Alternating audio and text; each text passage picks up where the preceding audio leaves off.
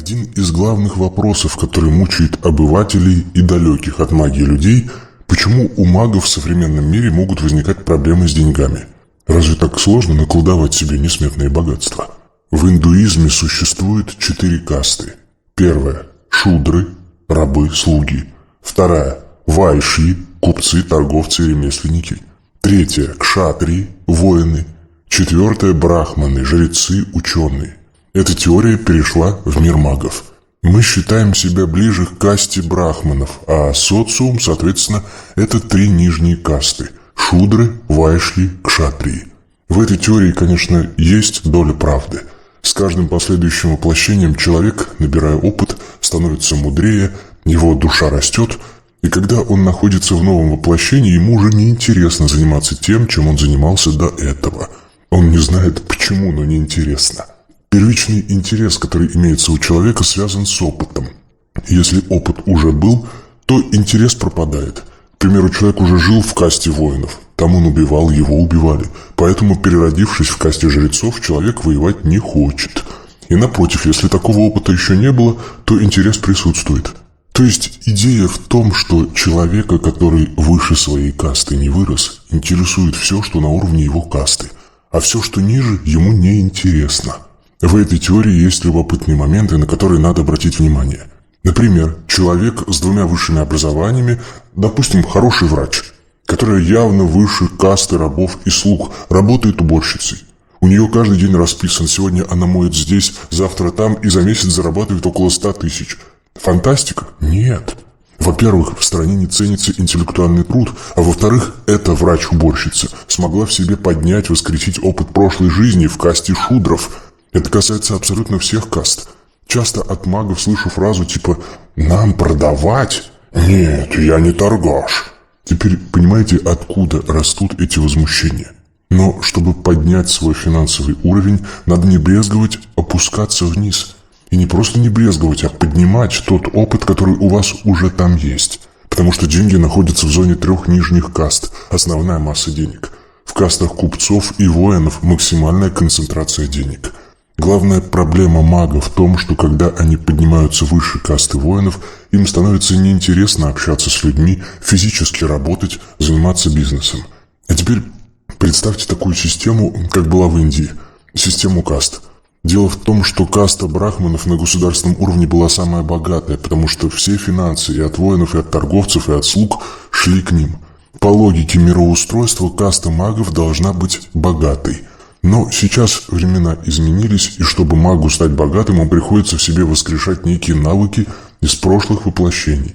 Потому что у нас в государственном строе нет никаких каст, и во многих странах умственная работа не ценится.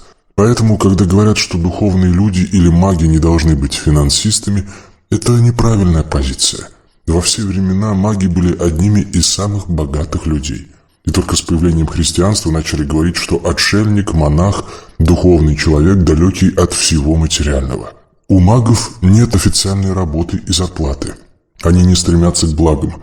Но если задуматься, то все 3 нижние касты носят магу золото, бриллианты, еду, цветами его осыпают. Да, он может есть корочку хлеба, но при любом минимальном желании у него может быть все, что угодно и в любом объеме. Например, Оша владел почти 100 Роллс-Ройсов, которые ему просто подарили люди. А царь Соломон был одним из богатейших людей в истории, и до сих пор кладоискатели пытаются найти его сокровища. То есть, исторически, каста жрецов всегда стояла материально на несколько уровней выше, чем обычные люди. И наша задача – вспомнить, кто мы такие, и получить по праву, данному нам Богом, заслуженное богатство, просто потому, что мы уже высшая каста. Это нормально, это правильно. В мире так и должно быть. Но из-за того, что наш строй отличается от древних кастовых систем, маги смешались с остальными, и им очень сложно выйти на прежний уровень.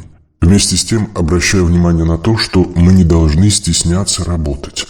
Если вы совершаете финансовый подъем, то подойдет любая работа, и рассуждение «я не пойду туда работать, хоть и за большие деньги, потому что эта работа ниже моего достоинства» звучат странно. В этом случае человек на самом деле боится реально вырасти финансово.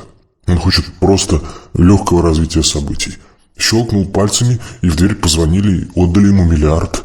Если у вас сейчас нет работы или каких-то денег, не надо сразу мечтать делать их с помощью магии. Это нормально. Работать с кем-то еще и просто совмещать. Параллельно колдовать в процессе основной работы, запускать настройки и так далее. Гораздо страшнее сидеть без денег, потому что работать это не мой уровень, но и в магии я пока не специалист, поэтому сижу, ничего не делаю. Если вы хотите денег, надо собраться и сделать шаг вперед. Потом еще шаг и еще. Нужно двигаться дальше, а не ждать, пока придет кто-то и будет вас обеспечивать. Вам фактически придется себя немного заставить. Пойти наперекор внутренним ощущениям и желаниям, которые идут как раз из подсознания, что физический труд это не мое и так далее. Что мешает той же самой уборщице, которая зарабатывает 100 тысяч, не 15, а 100, убирать и прокачивать настройки дополнительно? Ничего. Она может так несколько месяцев поработать, накопить хорошую сумму, прокачаться магически, а потом открыть свою школу, например, потому что у нее уже будет какая-то первичная финансовая база. У касты брахманов мощный ум. Мы умные, но мы ленивые, из-за этого и возникают проблемы. Чтобы себя раскачать, мы и делаем практики, с помощью которых получаем некую энергию внутри себя, и она позволяет нам переходить в действие. Как было сказано ранее, деньги – это, с одной стороны, состояние, с другой стороны, дело, действие. Состояние – это ваш внутренний настрой. Это ментальный план, то, что как раз относится к касте жрецов, и то, что мы можем хорошо делать, настроиться на деньги умом. Но третья чакра, манипура, отвечающая за силу воли, собственное «я», это ваша энергия. Именно на ней вы что-то и можете сделать. Это некий эмоциональный запал, внутреннее горение, не дающее вам сидеть на месте и ничего не делать. Это внутреннее недовольство своим нынешним положением, пробуждающее силу. То есть вам не нравится, сколько вы получаете денег. Неважно сколько, это мало. Это должно быть не просто на уровне понимания умом, а на уровне физического ощущения. Например, как чувство голода. Если вы голодны, то не можете сказать «лень, не пойду я на кухню».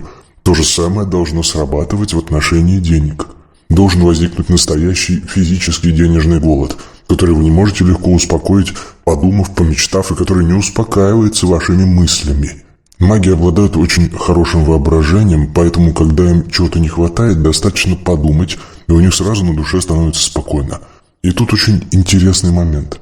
Во многих школах и на различных обучающих семинарах говорят, надо представить, что это есть то, что вы хотите, и оно тогда появится. Но на практике мы видим, что у большинства людей ничего не появляется. Почему? Осознайте разницу. Первое. Вы представляете, что у вас есть автомобиль, и это дает вам энергию и силу для его обретения. Второе. Вы представляете, что у вас есть автомобиль, но вместо того, чтобы получать мотивацию, вы получаете кайф. Вот если вы получаете кайф, никогда не реализуется эта цель. Визуализация не работает именно из-за того, что ваше подсознание реагирует эмоцией обладания и радости от этого факта. Ваш мозг выделил гормон счастья, радости на образ. Значит, физически в вашем мире вы никогда не получите то, что хотите. К примеру, я хочу есть и представил еду. И если я от одного образа насытился и чувство голода исчезло, то никогда не получу физическую еду. Потому что мне и образа достаточно, я от него удовольствие получил. Но если представить еду и вместо того, чтобы насытиться, ощутить еще сильнее голод, тогда я пойду и достану эту еду. Образ сработал. Правильно. Он материализовал желание в физическом мире. Если вы представляете что-то и получаете психологическое расслабление от этого образа, то физически у вас это никогда не наколдуется. Это невозможно, потому что мозг реагирует на получение удовлетворения. Если я взял в руки, допустим, слиток золота, я понимаю, он мой. В этот момент возникает чувство удовлетворения и удовольствия от обладания. Но когда у меня слитка еще физически в руках нет, а я испытываю такие же эмоции, то колдовству конец. Энергия уже не пойдет на реализацию желания, потому что вы удовольствие получили и так. Мозгу не важно, от чего вы удовольствие получили, от физического обладания или от образа. Для него это абсолютно равнозначно. Поэтому вам самим нужно контролировать свое воображение. Образ должен вызывать голод, а не кайф.